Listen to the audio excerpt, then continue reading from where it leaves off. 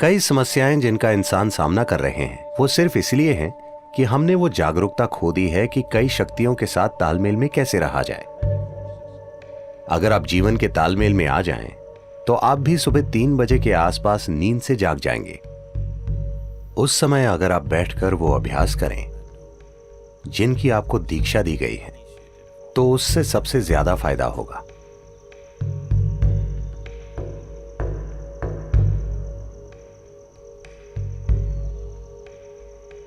जिस तरह से धरती घूम रही है और जो भी हो रहा है, उस वजह से एक बहुत बुनियादी बदलाव आता है सुबह 3:20 से सुबह 3:40 के बीच। इसे ब्रह्म मुहूर्त कहते हैं। ऐसा बस 33 डिग्री लैटिट्यूड तक ही होता है। आपका सिस्टम, मनुष्य का सिस्टम एक विशेष तरीके से व्यवहार करता है। यह एक संभावना है। तो एक जागरूकता रही है इस संभावना का इस्तेमाल करने की। आपका जीवन उन कई चीजों का परिणाम है जिन्हें हम ब्रह्मांड कहते हैं या जिन्हें हम अस्तित्व कहते हैं। तो हम इस जबरदस्त घटना का परिणाम है जिसे हम सृष्टि कहते हैं। हम अपने आप में एक अलग जीवन नहीं है। तो जब आप तालमेल में होंगे तो कुछ चीजें होंगी। हमारे अमेरिका के टेनेसी में स्थित आश्रम में ऐसे झिंगूर पाए जाते हैं जो 17 सालों में सिर्फ एक बार जागते हैं। क्या आपने ऐसा कुछ देखा है? वो समझ जाते हैं कि 17 साल हो गए और वो जाग जाते हैं। फिर वो बच्चे पैदा करते हैं और सो जाते हैं। वो समझ जाते हैं कि 17 साल हो गए, वो भी बिना किसी अलार्म बेल के। तो ये कैसे होता है? मैं कह रहा हूं कि वो प्रकृति के साथ तालमेल में है। हमने प्रकृति के साथ तालमेल खो दिया है और हमें लगता है कि यही हमारी प्रकृति है। नहीं, कई सारी बीमारियां और समस्याएं जिनका मनुष्य अनुभव कर रहे हैं, वो बस इसलिए हैं क्योंकि हमने वो जागरूकता खो दी है कि उन कई सारी शक्तियों के साथ तालमेल में कैसे रहा जाए जो हमें वो बनाती हैं जो हम हैं। तो योग वो तालमेल लाने के लिए है ताकि आप जीवन के साथ लय में हो। अगर आप जीवन के साथ लय में होंगे तो आप भी सुबह 3 बजे के थोड़ा बाद जागेंगे। अगर आप जागरूक हैं तो अचानक आपके अंदर जीवंतता की एक किरण जागेगी, और अगर आप गहरी नींद में भी हों तो भी जाग जाएंगे। आपके साथ ये होना चाहिए। इसका मतलब है आप उसके साथ तालमेल में हैं, आप जीवन के तालमेल में हैं। तो मुझे क्या करना चाहिए? क्या मुझे ध्यान करना चाहिए या क्रिया?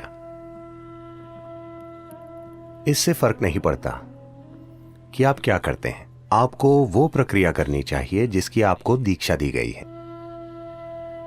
क्योंकि दीक्षा का मतलब है आपको कोई अभ्यास बस सिखाया ही नहीं गया है, आपके सिस्टम में उसे उतार दिया गया है, उसे आपके सिस्टम में बैठा दिया गया है। तो वो जो भी हो, अगर आप में एक जीवित बीज है और आप ब्रह्म मुहूर्त पर जागें और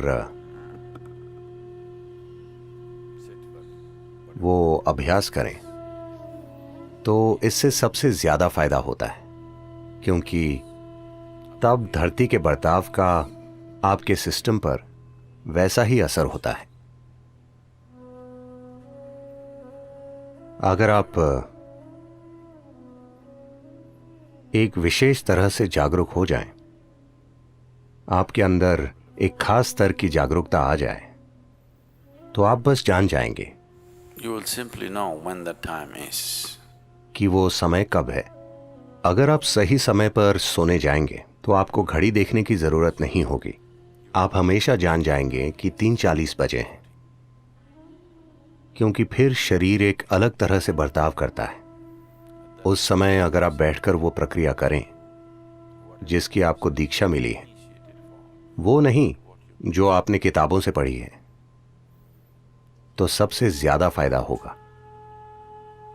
उस समय बीज को अंकुरित होने के लिए जरूरी मदद मिल जाएगी, या वो अन्य समय के मुकाबले ज्यादा तेजी से विकसित होगा। यह सिर्फ दीक्षित लोगों के ही लिए है। अगर आप दीक्षित नहीं हैं, आप किताब योगी हैं, तो 3:40, 6:40, 7:40 इससे कोई ज्यादा फर्क नहीं पड़ता। ऐसे लोगों के लिए संध्या काल ज्यादा महत्वपूर्ण होते हैं। संध्या मतलब सूरज के उगने से 20 मिनट पहले से 20 मिनट बाद तक,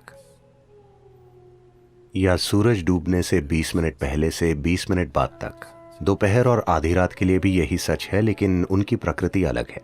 तो ये 2 संध्याएं उनके लिए बेहतर हैं जो दीक्षित नहीं हैं। 3:40 उनके लिए अच्छा है जिन्हें शक्तिशाली दीक्षा मिली है।